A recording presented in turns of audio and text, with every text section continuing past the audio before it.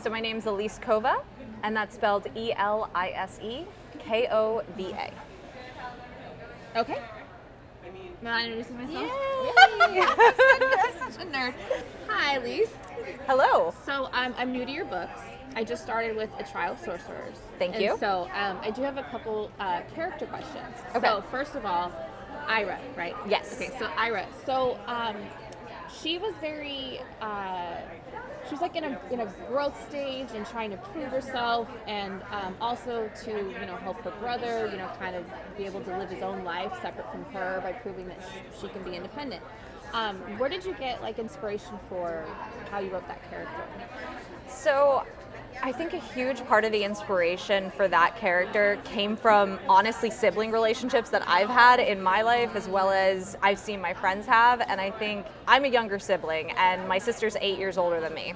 So she was always kind of like the older sister / surrogate mom sometimes, because both of my parents worked my whole life. And I really think there were moments where I felt that guilt as a younger sibling of you have to stay home when you might want to go out because you have to look after me. Right. And sort of that push and pull as you get a little bit older and you get more capable and you're like, no, I can look after myself. I don't need you. I love you, but I don't need you. And I also tried to play on the difficulty that the older sibling has too, because for all the guilt we might feel as a younger sibling, there's the older sibling on the other side going, but I love you and I want to take care of you. And is fantasy your preferred, like that's the genre? Do you ever think about like branching out into other? I absolutely do. I actually wrote a contemporary romance a while back that I just kind of have trunked and shoved away because I haven't felt like it's the right time to pull it out yet. That's exciting. And I have other ideas if I went in that direction. I think if I did, I might write under a different name. Not like secret, but just to try and keep brands clear of like, this is an Elise Kova book, and this is a, That makes sense. if I wrote under another name, whatever that name is. Kristin a combination of our names. There you go. No, hold on, let me. Yeah, write that down. Ooh, what character would I go on vacation with? And it could be friend or like Or lover. Okay.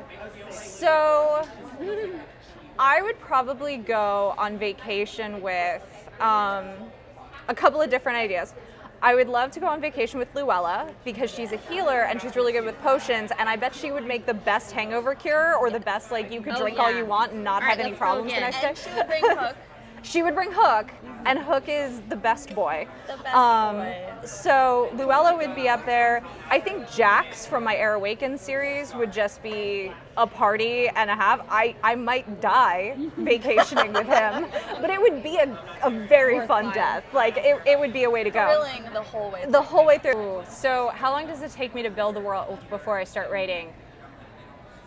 It can vary. I have, for example, one idea for a fantasy world that I've been working on for 4 or 5 years now, and I don't know when I'm going to write the book yet. I have written like there's a sacred text, let's say, in this world, and I've written half of that sacred text that will probably only ever appear in the book in mentions and snippets, but I really want to understand it. So there's some worlds that are very complex that I spend a lot of time with, and I really take that time to think about. There are other worlds like Married to Magic, which I'm just like, this is a popcorn fantasy is what I call them, where it's just like you sit on the couch with a bag of popcorn and you're just like, next page please, and you're just like feeling good. And so a world like that is faster to build because I want it to have some original elements, but at the same time I want it to feel familiar and cozy and easy to read and easy to pick up and jump into. So some of my worlds I spend years building. Other worlds I just sort of find it out as I go and then really try hard not to contradict myself in later books in the series, which I do sometimes, and then I have to think of a reason of why I can do that and make up some intervention to be like, of course this character could do this now because Magic. This reason.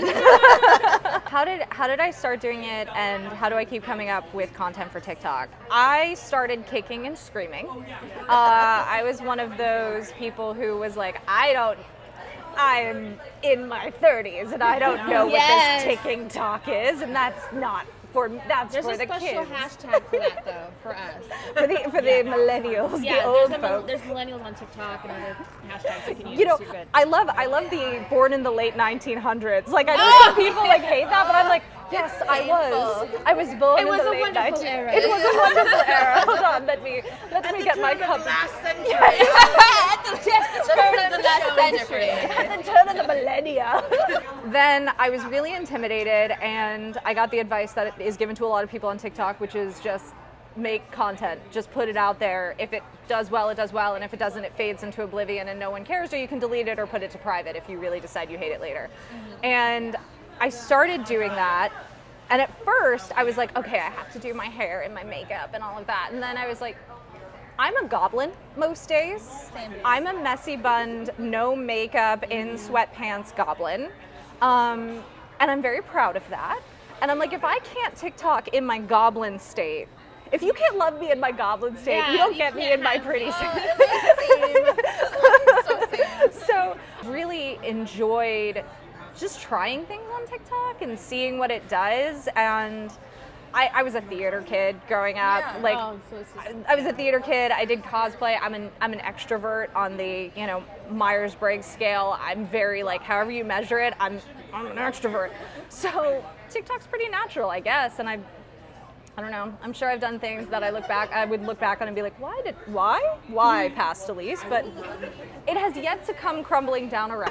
Big deal. You're a ticketed author at a Yes. Weird. That's So proud of Yes, you. that is exciting. Like, Really what's exciting. doing the thing? I'm trying to do the thing, but it's just fun. It's fun to interact with readers, and it's fun to interact with other people in the bookish community. And like, I think that's the biggest thing that can't be said enough of like authors. It's a symbiotic relationship. Authors are nothing without readers. I don't want to say readers are nothing without authors, but like, we make the books for you. So it is that sort of symbiotic relationship, and I think TikTok is the perfect example of that, where it is that synergy of content creation. How do people find you online? So the easiest way to find me is to go to my website, which is elisekova.com. That's ELISEKOVA.com. I am also on pretty much every social media at Elise Kova on TikTok, at Elise.Kova on Instagram. I'm technically on Twitter, but I don't really post or engage there at this point anymore. So you can follow me, but You might not hear from you might me not there. hear from me, really. And then I also have a Facebook group that I'm really active on called My Tower Guard. It's kind of like my street team reader group that people can engage with. But my website has links to all of that.